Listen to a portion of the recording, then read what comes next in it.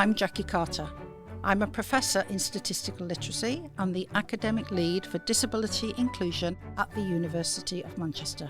I live with a disability and a long-term condition and often describe myself as deaf, dizzy and disabled. Here's a fact, or two. 24% of the working age population in the UK has a disability. 80% of disabilities are hidden or invisible, as are mine. I started the Let's Talk Disability podcast series to provide a platform to raise awareness of what it means to be a disability inclusive university. The podcast is a series of conversations which I host on the lived and living experience of our colleagues and postgraduate students of being disabled or having a long-term condition. On each episode, I host two guests. One is a senior leader at the university, a person with influence and responsibility. The other is a member of staff or postgraduate student who is open to sharing their disability or long-term condition. The aim is to demystify what being disabled means and create a culture of sharing. But, and this is important, each episode moves from dialogue to deeds, from talking to action. The senior leader is invited to commit to just one thing, an action they will take away as a result of the conversation. The disabled guest gets to say what one thing would make the difference to their lived experience as a colleague or a student at the university. So let's dive in and find out what today's guests want to share and what they will commit to make our university more disability inclusive. So hello, good afternoon and welcome to this episode of Let's Talk Disability. It's really lovely to have my two guests in the studio today who I'm going to ask to introduce themselves in a minute. And just to remind the listeners that the reason I, Jackie Carter, am here introducing this podcast is because we have to have more conversations around disability inclusion at the University of Manchester, and we also need to move to action. So this episode, as are all the others, is really about opening up the conversation, normalising disability inclusion, but then moving to action to create the culture that we want our students to come to university to study in and our staff to work in. So, Nick, can I ask you to start by introducing yourself, please, and why you're here? Of course. So my name is Nick Weise. I am a senior lecturer on a teaching and scholarship contract. I'm actually split between the medical school and the Manchester Institute of Biotechnology. And I'm here because last year I was unfortunately diagnosed with multiple sclerosis after lots of tests and things like that. And I was 33 at the time, so I had sort of 3 decades of not experiencing a disability and then very sudden debilitating symptoms that do affect my day-to-day work. So I'm here to talk a bit about that. Thank you, Nick. But as we were saying earlier, just before we came on air, as it were, you've been involved in inclusive education for quite a long time. Quite a while, yes. Yeah, lovely. Sarah, over to you, and thank you so much within your first few weeks of being at the university of being a guest on the podcast. Well, thank you to you, Jackie. And I was saying to Nick as we were walking over, I like your style of approaching me before I've even started and asking me to come and join you on this podcast. So, yes, I'm Sarah Sharples. I'm the new Vice President and Dean of the Faculty of Science and Engineering. And I'm new to the University of Manchester.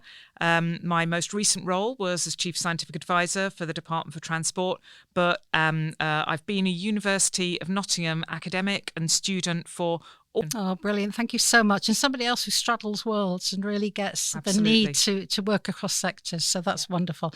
Right. So where can we start? Nick, maybe it would be helpful if you sort of, given that we're talking about the lived and living experience of having a disability, and you shared the disability that you've acquired.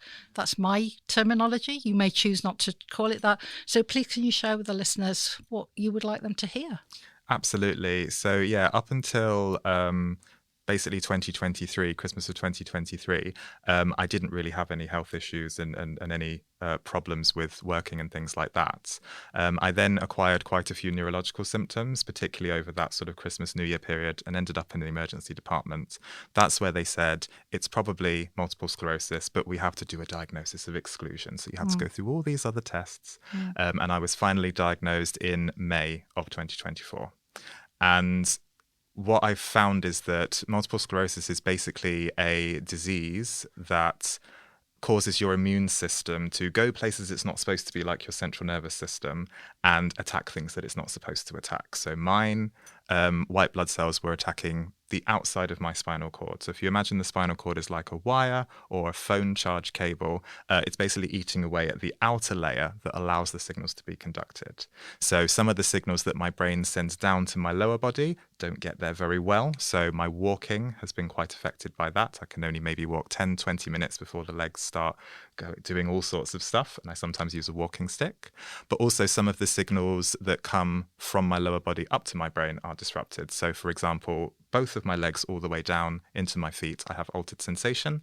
It's a very strange feeling, but the way I normally describe it is both of my feet. You know when you've sat on your foot and it feels like there's no blood in it, and you try and walk and you're like, oh, when your foot touches the floor. Pins and needles. Yeah, that's both of my feet all of the time.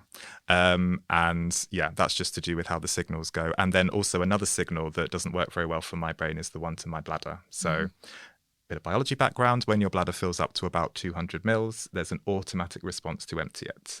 You can override that by sending a signal down your spinal cord from your brain. That signal doesn't work for me. So I have been all sorts of places and my bladder has just opened. Thank you for sharing that. Nick, can I just ask you before we hand over to Sarah to ask you some questions? What is it about being on the podcast? You know, why did you decide to come on and share that? Okay, because it's quite a brave thing to do, to sort of share. You know, you've acquired this condition, okay, and now you're talking about it to people very openly. Why did you decide to do that? So for me, it's been a very big change in my life. As I said, you know, up until the age of about 33, I hadn't really had anything like this. And I have listened to this podcast, many episodes of it. It's been very helpful for me listening to you, Jackie, interviewing senior leaders and people with lived experience of disability. But I did notice that a lot of the people had had their disability quite a long time. Yes. And there was maybe an underrepresentation of those who were newly diagnosed or newly acquired a disability. So I thought it would be nice to come and talk about that while the change is still very big and very fresh in my mind. Okay, thank you very much. Sarah, I'm going to hand over to you, if I may. I mean, the first thing that strikes me is, Nick, I'm so pleased to have you as a colleague within the faculty and the university, because I can tell you're a brilliant teacher. I've sort of obviously been aware of the condition of multiple sclerosis for many, many years, but I've never actually heard it explained so clearly and eloquently. So thank you for helping me to understand a little bit more. Yes, here, I would agree. So I think one of the things I'm really interested in is obviously you'd previously been working at the university and suddenly things changed. And what were the things that you needed to change about your way of working? And were they things that you felt empowered to change individually? Or did you need maybe some help or support in changing the both the systems, the environment that you were based within to help you achieve your very best at work? That's a very good question. So at the beginning, when I was in the emergency department and I was told, you have a life-changing condition and we'll have to find out exactly which one it is, but it's probably multiple sclerosis, I reached out to my line managers and told them and said, I don't think it's going to affect my work necessarily now because I can do a lot of work from home, although obviously I have to come on campus to teach the students. But they were very supportive. They said, anything you need, just let us know. I also reached out to Jackie as the university academic lead for disability inclusion, and she was also very helpful. And another thing that was really good was just knowing there was people you could go to, like Jackie, like line managers, like the Disability Advisory Support Service, just made me feel, even though I didn't necessarily have to use them all or have to use them all the time, just knowing that I could and knowing that that facility was there just made it not quite as bad. I mean, it's a bad thing to happen. I was, you know, sad almost constantly for the first 6 months, definitely. But that was something that lessened it a bit. And that was absolutely fantastic. So how did you know that Jackie was here and available to support you? And how did you know about those disability support services? Because I think many people who don't have a disability aren't necessarily aware of some of these support mechanisms. Yeah, so I was aware of Jackie through a lot of the work that she does. around disability inclusion. I think that the way the university communicates the work that is done in equality, diversity and inclusion, it is very good. It's included in the various newsletters, the various emails that go round. And in terms of the Disability Advisory Support Service, we call it DAS, but not too many acronyms, please. Yep. Because I am a teaching-focused senior lecturer, I support students a lot, particularly around mental health and particularly around things that they might need. So I'm very familiar with how that service works, particularly on the student side, and the types of things they can support, because you often get support plans for students that you can look through that help you to include them and make sure that they can learn to the best of their ability with us. So I was very aware of the system, and now I've experienced it from the staff side, which is very similar. So I was aware of the fantastic work that they were all doing. So let's get some specifics here. So what types of changes have you had to have made to your workplace or your working environment to enable you to be able to do your job to your full potential?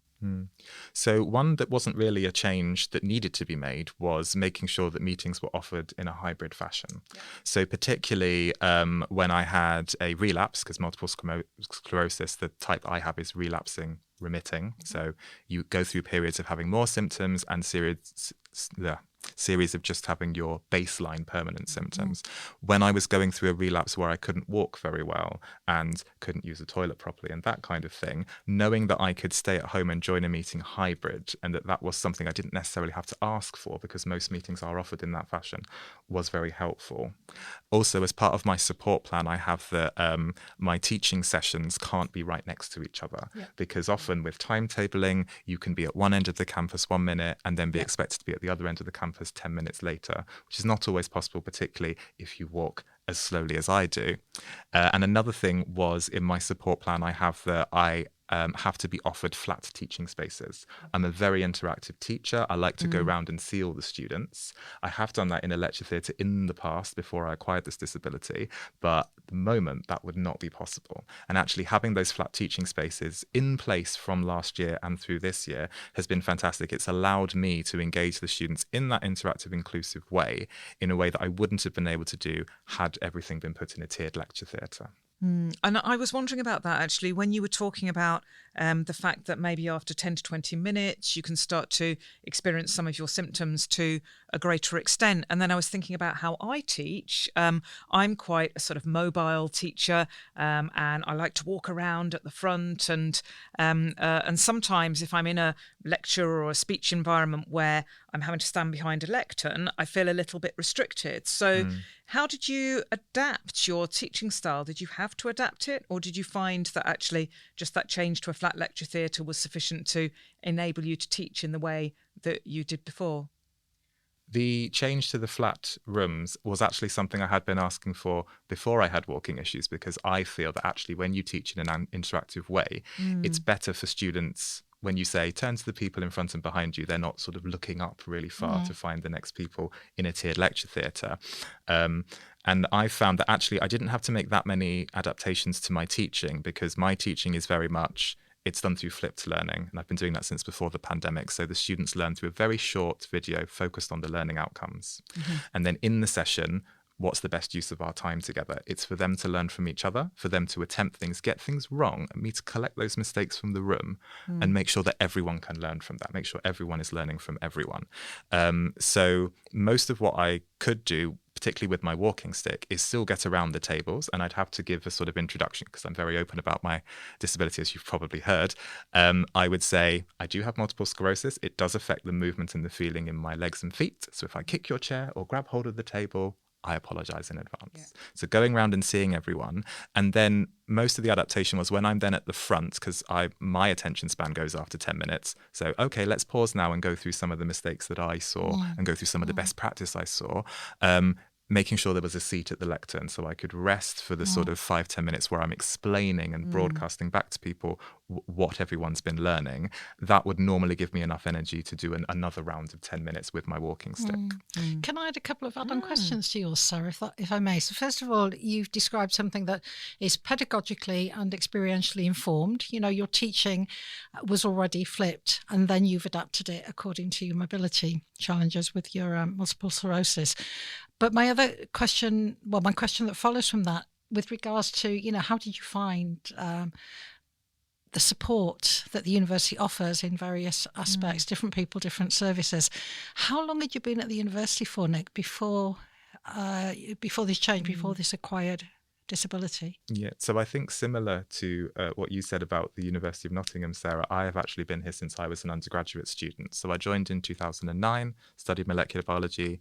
Then I started a PhD, moved over to the Department of Chemistry to do that. Then I became a public engagement program manager for the Manchester Institute of Biotechnology, which is one of the few buildings still up in North Campus.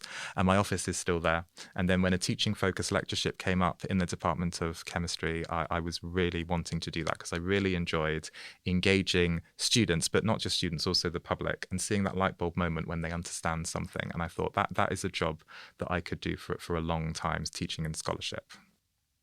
So quite a number of years. It's and actually that's something that I've been sort of reflecting on as I'm listening to you. I mean, you just seem brilliant. You seem really confident. You're again sort of pedagogically skilled as well. And I'm sitting here thinking, gosh, not everyone's like you. And what if someone who had less confidence or was maybe new to the university and therefore didn't have that sort of social capital within the environment to be able to seek out the support? How can someone like me make sure that if we have someone who's new to the university who is less confident about talking about their condition, less confident about talking to students about a disability, how can we help people like that? That's a very good question. And I think it's always difficult when you are at a research intensive institution where people are employed because they do fantastic research. Absolutely. And then when it's coming to the teaching side of things, they maybe have a little bit of less headspace about that. So in the Department of Chemistry, our teaching and scholarship lecturers actually do a lot of supporting the researchers. And we have in the Faculty of Science and Engineering teaching and learning enhancement leads in each area. And we also have programs for new academics. So I teach on the one in the other faculty, biology, medicine and health. And really what that's about is giving them the confidence to realize there are these evidence-informed things. Like if you were doing a research study, you would look at what people did before. You wouldn't jump in blind. The same can be said for teaching, but also helping people to realize that teaching is a personal thing. Just because something works for me and my students doesn't necessarily mean it will work for you and your students. And so giving people the sort of empowering them to be able to choose something that is pedagogically informed but works for them, their subject and their students. And I do think that sometimes it's easy when you are a new academic, you have probationary targets, maybe the research funding landscape is not fantastic sometimes, or publishing is a bit more difficult. It is much easier to lose that headspace. But what I find is when you do something pedagogically informed, like flipped learning, like interactivity, it actually cuts down your planning time because you're making the students do the work, which is better for them. And it's also less intense for you. I couldn't stand in front of a lecture and talk for an hour. I would get distracted. I would have to sit down, all sorts of stuff. So actually, there are dual benefits to a lot of these pedagogically informed things. So it's about giving people the networks and the support and knowing who to go to about things when they join. And I think something I feel quite strongly about, and I'm yet to really sort of get to grips with the extent to which we do things like this, is allowing people to try different things and recognising that failure is actually a part of really successful innovation. If we don't provide a safe environment for people to try different things, whether it's in research or in teaching, then we're never going to help discover new ways of doing things. I just wonder if I can ask your reflection on that, Nick, and Jackie as well, actually. How well do we enable a culture of trying really difficult things and then having a bit of a safe framework around failure as well within the university? If I could jump in there. So you say about a safe space, a place to try things and things like that. And as someone who does support a lot of new academics, particularly with their probationary training, people fall back on what they know. And we are an excellent research institution. We attract excellent researchers from around the world. But if you then say, in front of 200 students, now do this, people fall back on what they know. And what do researchers know? Often it's a research presentation. So they'll just fall back on that. So it's about not just saying this is a safe space, saying this is a space where you might want to stretch a little bit and try something different and see how it works out. Yeah, I'm going to add to that, because one of the things that you may not know, Sarah, but Nick and I are both involved in, is a relatively new network that the university has set up called the Teaching and Scholarship Network. And we're both on teaching and scholarship contracts. I made it to prof through teaching and scholarship route in a very atypical way, which I'm really proud of, by the way, because I've drawn on all of those networks, all of that experience outside of the academy. And I think one of the things that this university is actually improving at, so they're not there yet, but they're definitely improving, is recognizing the value of different contract types and different strengths and different approaches, but also sharing that, and it's just as you said, Nick, what works for one person won't work for another, and what works for one subject won't work for another. But so to come back to your question, how safe it is, how safe is it here to try and fail? I think the appetite is probably much more embracing of that than it has been previously. I think that comes through having some fantastic recent appointments in teaching and learning spaces, and including Duncan at the top. So when Duncan Iverson, our Vice Chancellor and President, who's been here over a year now, was on his episode, and we were sort of quizzing him on his awareness actually of disability inclusion and how much it factored into his plans and strategy for the future. He was all ears, and he was very responsive to what he was listening to. And one of the reflections that he had, so we're self-reflective practitioners, aren't we? We're taught to be as teachers. One of the reflections he has, well, if we're in a learning organisation, are we learning? Yeah. And that's such a simple thing to say, but how much learning do we actually do? And to go back to your metaphor of research, the first thing you do when you do a piece of research is find out what's been done before. You lit review, what's happened. Yeah. And it seems to me the culture of the University of Manchester still needs to catch up with that with regards to teaching and learning, teaching and scholarship, and it's getting better at it, but it's not quite there yet. So I think, having a conversation with somebody who's also as passionate as I am about pedagogy and pedagogy-informed teaching is really important. But in a simple way, if we designed everything to be inclusive and to have optionality, then we would be meeting all needs of all people, not just disabled students and staff. And I wonder if I can follow up on that and sort of maybe shift the conversation to a slightly different aspect of university life. So one of the things I didn't mention is I'm a professor of human factors, and human factors is all about taking into account human capabilities and limitations and making sure that the work environments that we design and implement enable people to do their very best. The way I describe human factors is humans are fallible and humans are brilliant, and our job is to minimise the impact of human fallibility and maximise the value of human brilliance. And goodness me, I've discovered a lot of human brilliance at this university. But one of the things that plays out in inclusive design, which has been a core part of ergonomics and human factors for 30, 40 years, is the physical environment in which we're based. Nick and I walked over, and I mentioned to Nick that one of the things I've been doing is rather than going through lots of the I can't remember the name of it, the doors with the rotating doors. The rotating doors, I try and go through the disabled access doors, because sometimes when you press the buttons, they don't work. Yes. And there's the leadership philosophy that I really subscribe to, which there's a great BBC article about called the Tivoli Gardens philosophy. And at Tivoli Gardens, which is the sort of theme park in Copenhagen, there is a leadership philosophy, which is that everyone is chief executive of the 3 meters radius around them.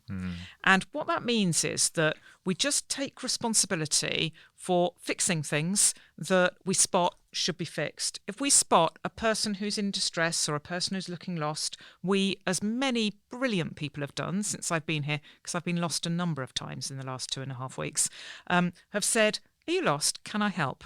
There was someone in the Simon building on my first day when I went to HR who was clearly doing a maintenance task, saw me flailing around clearly in the wrong corridor, and was so friendly and helpful. And so that's part of the Tivoli Gardens leadership philosophy. Nice. So I was just wondering about how you felt the campus enables or disables your experience as an academic at the university? So we are a very large university. We do take up a lot of space from the city centre all the way down into South Manchester. So sometimes, for me in particular, it is difficult if I have a meeting or a teaching commitment down on South Campus, going into the office in North Campus and getting between different places. So that can be an issue. So particularly if I've misjudged how far I can walk at a certain time, people have seen me staggering around with my walking stick, clutching to walls and things like that. Now, I don't think that's necessarily something you can solve. You don't want to make the campus smaller and bring everything closer together. But what I found has been really good is having that support plan in place, having that, you can have hybrid meetings, you can have things that aren't right next to each other, and that people really understand that. So I've found that that's been really enabling. But it's not just enabling. So I talk to students about this as well, particularly those who have support plans. And actually, it's not just the fact that you've made adjustments that help people do things. It's also the fact that because you have shown, I would like to make adjustments, we as a university would like to make adjustments, you are showing the students that you value their input, to the learning process, and that they bring something to the university. And I definitely felt like that. The support plan doesn't solve everything, it doesn't bring all the campus buildings together, but it shows, actually, Nick, we value what you bring to the university and we would like you to be able to do that. And I think that psychological benefit is almost greater than the physical benefit of having the adjustments, I would say. Yeah, and there's something that is just at the back of my mind as you give that example. So let's say I'm teaching a small group of students, and some of them, because of their disability, choose to engage online, and others are face-to-face. I think one of the things we need to make sure that we're being very conscious of is that we don't unintentionally disadvantage those who are online compared to those face-to-face. We know, we're here physically in a room, and so as well as having this conversation, we've got lots of non-verbal interaction, and we're sort of nodding and giving each other encouragement, which means a lot, doesn't it? Especially if you're anxious in a situation. And those cues can be sometimes a little bit more difficult to pick up when we're engaging online. Have you got any advice for how we can really make sure that that hybrid environment is as inclusive for all? Because there are actually sometimes advantages to being online as well. People are laughing at me because I keep forgetting people's names. When you're online, you can look at the bottom and see what someone's name is. So what advice would you have for making sure those hybrid environments are as inclusive for all as possible? So there are some fantastic places on campus that are really set up for hybrid, mostly meeting rooms, but some teaching rooms as well. And they make sure that people online can see everyone in the room. They're not just pointing at, someone's neck, on a laptop or something like that. So that's really important. And also the way that the microphones are set up to pick up sound from everyone so that they're not missing anything. And also having that the people online are on a big screen where it can be seen if someone has their hand up, or it can be seen if someone's typing in the chat, and it's not overlaying with the presentation and things like that. So I think those things are really important. In terms of teaching, I can see how that might be more difficult. It's much easier to prioritize the people online or the people in the room. But there are some fantastic examples of team teaching at the university where you have more than one academic, or an academic with a teaching assistant. And I do think that leveraging that more collaborative teaching would be a fantastic way to enable that better. Yeah, I'm going to jump in because I've got some strong thoughts on this, and I'm really glad you focused in on teaching, and also the sort of ability to join in a meeting regardless of where you are for whatever reasons. And it's not just disabled, caring responsibilities and all sorts of other reasons why people might need to work from home, but can participate and be active in meetings. One of the things that exercises me as the EDI disability lead at the university is ensuring that our training for leadership is accessible to all. And there are some big question marks hanging over that, and we are addressing it because we haven't got it right. And we've tried hybrid. We've tried having hybrid training where people have the option, so staff and PGR students have the option to participate in the training that we commission in, actually, from a disabled-led CIC. And because of the less than optimum nature of our hybrid facilities, we've I've personally evaluated it and said, we can't run this again. We're not there yet. I don't want to run a training session for leaders, for staff who are disabled, for leadership training, when we're bringing in a disabled-led organisation. So they have challenges. In this particular case, one of the people is deaf, so he uses an interpreter, and nobody gets a good experience. So you end up diluting, by thinking that technology is the solution. And we all know that it's not the solution, right? We know that good pedagogically informed or well planned training is the solution, and the technology just facilitates it. But I think until we as a university really get our heads around that, we're still going to be providing some opportunities for some people that aren't optimal. So I think that's why it's important to evaluate and sometimes be there and see what's happening for the people in the room. And the other thing I just wanted to touch on briefly, if I may. So you've just told us a really lovely story about, there has been accommodations and adaptations for where you teach on campus. That's not always the case for students. So it's come to my attention this week that some students in wheelchairs and with other disability issues haven't had the best first experience in their first weeks of being in university. So again, we need to look at it through multiple eyes, don't we? We need to be thinking about what, it's like Duncan says, what's the best opportunity we can give to our staff, to our students? And it will be different in different cases. And I've had the privilege of working with and learning from people with a real variety of disabilities in my career, actually. And so I mentioned my previous role as Chief Scientific Advisor, and then before that I was Pro Vice Chancellor for Equality, Diversity and Inclusion and People at the University of Nottingham. And actually a piece of work that I was very, very proud of was working with our disabled staff network on improving the experiences of staff who held a disability, because we needed to improve it. We weren't enabling our leaders and our staff to have the right conversations. We introduced things like disability passports, which just removed the emotional and practical burden of having to negotiate changes if you moved jobs and progressed through the organisation. But I also learned so much about the range of disabilities that we've got a responsibility to support. And I think something that, if you'll allow me to sort of ask a question about fatigue, I've got a couple of friends who've got quite significant long-term conditions that lead them to experience really, really extensive periods of fatigue, and they've both made very, very significant adjustments to their work and their life. And as I, in my previous job, sort of think about what I did as a Chief Scientific Advisor, I spent 3 days a week travelling around the country, getting trains, travelling across London, carrying my computer either in a wheelie bag or on my rucksack. You can see I've got my suitcase with me today because I'm still a little bit of a commuter. And it really did used to strike me as I was observing people using our transport system around the UK that they were going to really, really struggle to do a job like mine if, for example, they were a wheelchair user or suffered from conditions with impacts like fatigue. And the thing that really struck me was not just that they probably wouldn't be able to achieve as much in 3 days as I was able to achieve, but also that they'd need so much more time to prepare for a journey and potentially time to recover for a journey. Yep. I was just wondering, Nick, if you wouldn't mind sharing, what's your experience of that sort of wider, beyond the university campus sort of travel, and are there things which we need to do in the way in which we support people with disabilities to travel, to enable them to be able to do their very best in their work and have as much fun as they can in their lives?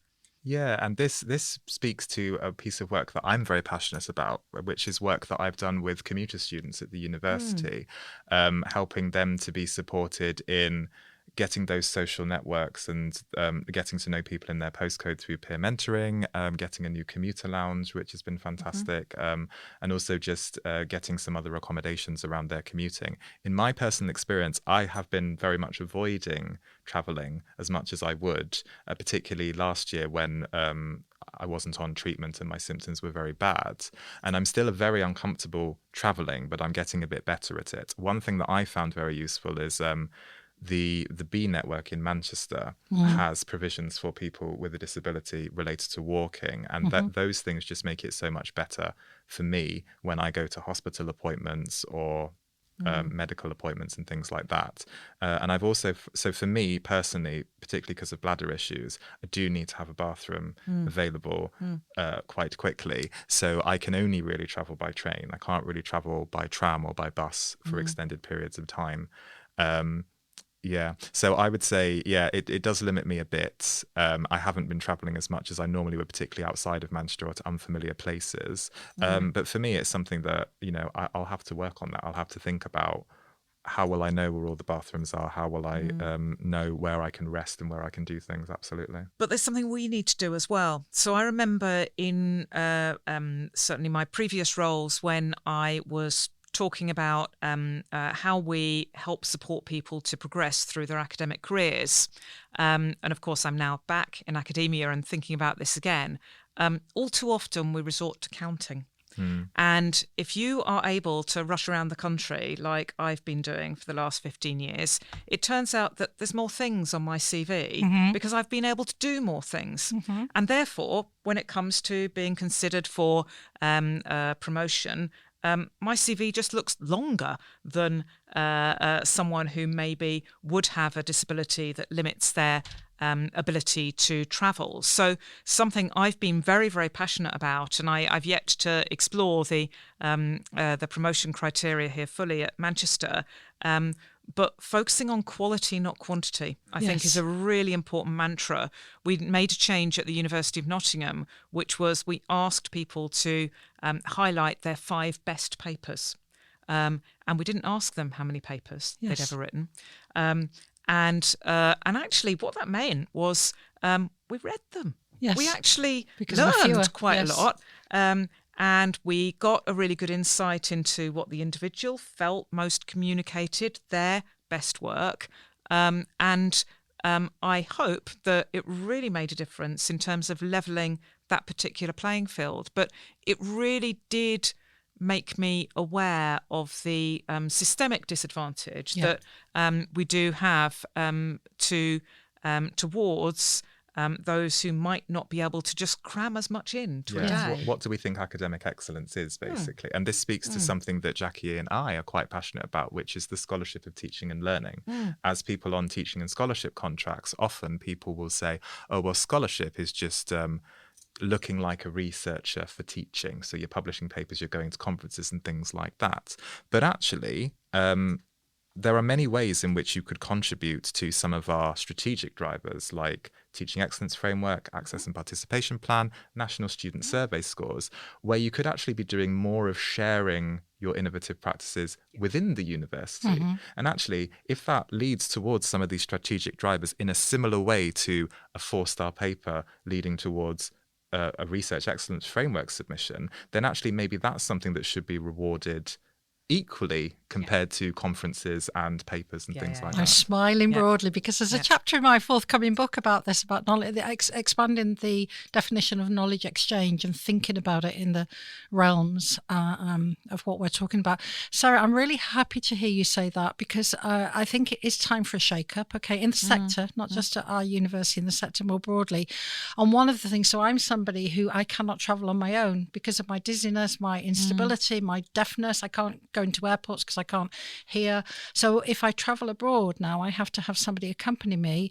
And the university, I have to say, through the Disability Advisory Support Service, have been very supportive in enabling me to have access to funds to take a carer who is sometimes somebody I know, like my husband or a colleague, along. But I just can no longer do what I was 5 years ago doing as a matter of course, flying over to Australia, going there for 6 weeks, doing conferences, writing papers and so on.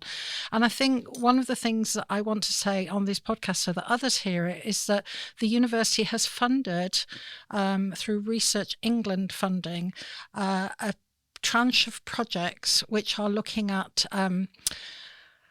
what have they called it?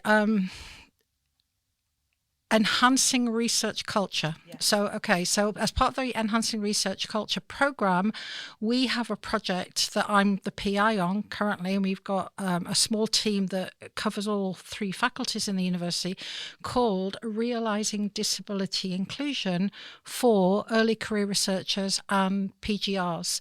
So what we're aiming to do with that project is to focus in on what are the challenges and barriers, but also what are the great things that people do. Don't forget, it's not all about challenges and barriers. There's an awful lot of incredible work that comes out of disabled colleagues and colleagues with long-term conditions of the type we've talked about. And one of the aspects of that project is a career enhancement fund. So because of the feedback we've got through the Disabled Staff Network and through colleagues and through other surveys like PRES, the Postgraduate Research Survey at the University of Manchester, we know some of the sticking points. Like if a person is sight impaired, and I've got somebody on one of these episodes talking about this, and they can't go out in the evening because they can't rely on the B network to get back safely to where they live.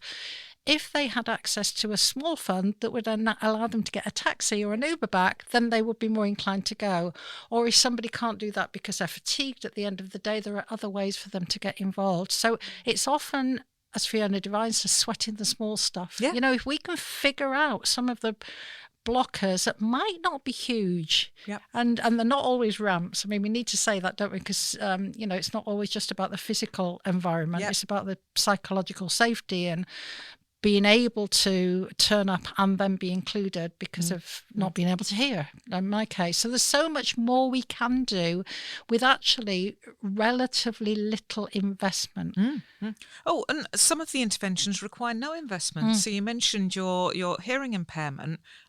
I now, if I'm in a meeting and there's a microphone being handed round for people to ask questions, if that person stands up and says, "Oh no, it's okay, I've got a loud voice," then I will say, "No, you Hearing need to loop. use Yes. a microphone Yes. because that's how hearing loops work." Yes. And I mean, first of all, people don't always realise that that's how hearing loops work.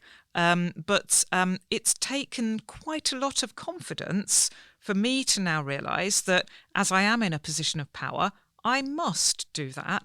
And I must make sure that that person actually does wait for the microphone to come to them. And it still surprises me how often that happens. That costs nothing. Yes. But what it costs is a bit of confidence. Yes. And you mentioned psychological safety, that psychological safety of having the conversation, of raising that awareness. And I think it's so important. But I will certainly make sure that I capture from Fiona what other small stuff we need to be thinking about, because Wonderful. You're right, these basic sort of safety and physiological barriers can often be addressed with a very, very small amount of investment. Yeah, fantastic. And one thing we didn't talk about earlier, just for your attention, is that for the first time this year, we had a quiet graduation ceremony. I saw that Yeah, online. wasn't that wonderful? Yeah, And that, yeah. again, has come out from student feedback, Yeah. from ensuring people who want to have an alternative way of celebrating their degree success can do that in a way that addresses their needs. It's about needs. It's about gathering needs and addressing the needs, okay? It And then is. doing that in a supportive way that everybody feels that they have a right to ask for it, and also the university will respond to that in a positive and supportive way. Yeah. And I'm so pleased to be in a university that has these conversations, and more importantly than that, has the very specific strategic ambition to do the very best they possibly can in order to support all staff and students. And I looked very carefully at that before I even applied for the role here. And actually, Manchester's commitment to social responsibility, its pride in being a leader in social responsibility and all that entails, is something that attracted me to apply for the job in the first place. And I've been so reassured by the fact that it's not just words on a piece of paper, and actually is the lived experience of many people that I've spoken to. And actually, as I've been speaking to staff and students, as I've been on my many, many visits and conversations over the last 2.5 weeks, I've been really, really impressed by the sincerity and the reality of those words on paper in people's lived experiences and their reports of working and studying at the university. And that's fantastic. but it's my job to make sure it continues. So we've got to make sure that we continue to not just do as well as we're doing now, but think how we can continue to do better and better and better. Absolutely. And that brings us beautifully, actually, to the final question that you each get to ask the other. But before you do that, I just want to say what a rich and interesting and uplifting and positive conversation this has been, which is really in the spirit of what these conversations are about. Okay, we know there are challenges. We know that sometimes disability inclusion isn't as talked about as some of the other protected characteristics. We all have intersectional identities. We just happen to be shining a light on disability and long-term conditions here. But let's move to what you're each going to commit to do as a result of this conversation, please. So who would like to start by asking the other? I'll ask you first, Nick. So what's the one thing that would make a positive difference to your experience at the university that we're not already doing? So my one thing, it's quite a big thing, and it's not something that I came up with. I've heard many people say this, is getting rid of lecture theatres. Because, as I said, I struggle with lecture theatres, but also they're not necessarily great places for interactive learning. And if you look at some of our buildings with lecture theatres, the lecture theatre is taking up 2 or 3 floors and it's going diagonally across. And actually, you could have 2 or 3 rooms with a similar capacity that were flat and accessible and more attuned to doing interactive, pedagogically informed learning. So I know that's quite a big one because we have quite a few lecture theatres, but that is one thing that I would ask for. Excellent. I'm now thinking about all of the lecture theatres that there are, and I wonder how many there are in the Faculty of Science and Engineering. And I don't think I'm going to sit here and commit to getting rid of all lecture theatres, but I think you make a really, really important point about some of our assumptions about the environments that deliver different taught experiences or research experiences as well. And I think that now we have so much technology that can help us with different ways of delivering student experiences, that actually thinking about multiple flat lecture theatres as opposed to that one single space is perhaps something that offers a potential that wasn't here 5 or 10 years ago. Yeah. So I will go away and I will observe how the lecture theatres are being used and think about your challenge to me. Yes, and think about it the next time someone complains that their timetabled sessions are going off into the evening because there aren't enough rooms on campus to accommodate everyone. But yes, so I have a question. So my question is, what is one action that you can commit to as a senior leader as a result of this conversation?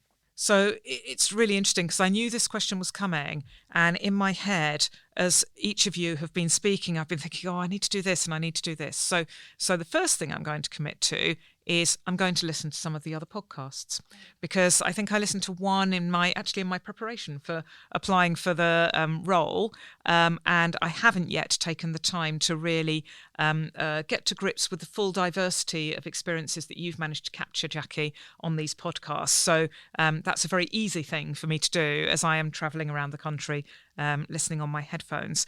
But there's a second thing that I think I need to do, which is to meet and observe and follow some of our disabled and student staff and students within the Faculty of Science and Engineering.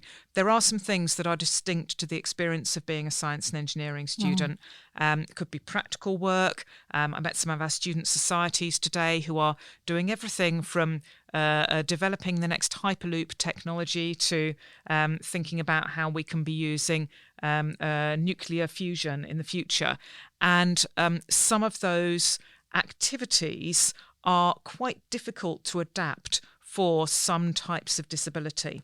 I know that my experiences in the past have been really informed by observing, speaking to, and learning from people who hold different types of disabilities. So my commitment to you is that I'm going to spend some time meeting our disabled staff and our disabled students, learn from them, hopefully if I get a chance to shadow them and just understand from them the reality of what it's like to be a student and a staff member in the faculty.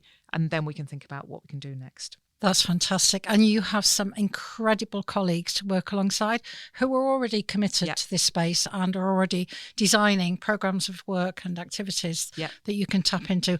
And we've all got the new upcoming, soon to be released, is it next week?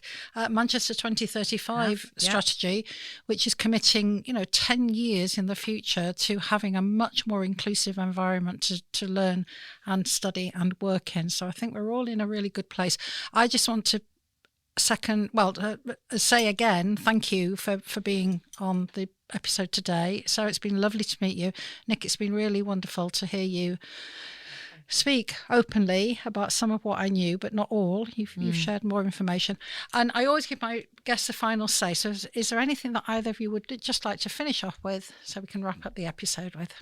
I would say it's just been really nice to share. I always enjoy sharing stuff about my disability because I actually find it, for me personally, it leads to richer conversations with people. People reflect back on something that happened to them or something that they knew and things like that. I think it helps deepen connections. And I know that's not for everyone. Not everyone wants to share, but it's been really nice to share with both of you today. Thank you. Sarah? I'd just like to say thank you. I've talked a lot about the very warm welcome I've had already to the university, and you're right about the fantastic colleagues. We've got Lynn Bianchi and so many others in the faculty who I know will guide me as I continue in the leadership role. And I've realised one of the things that I have to do now. I'm the dean. So I used to be the agitator.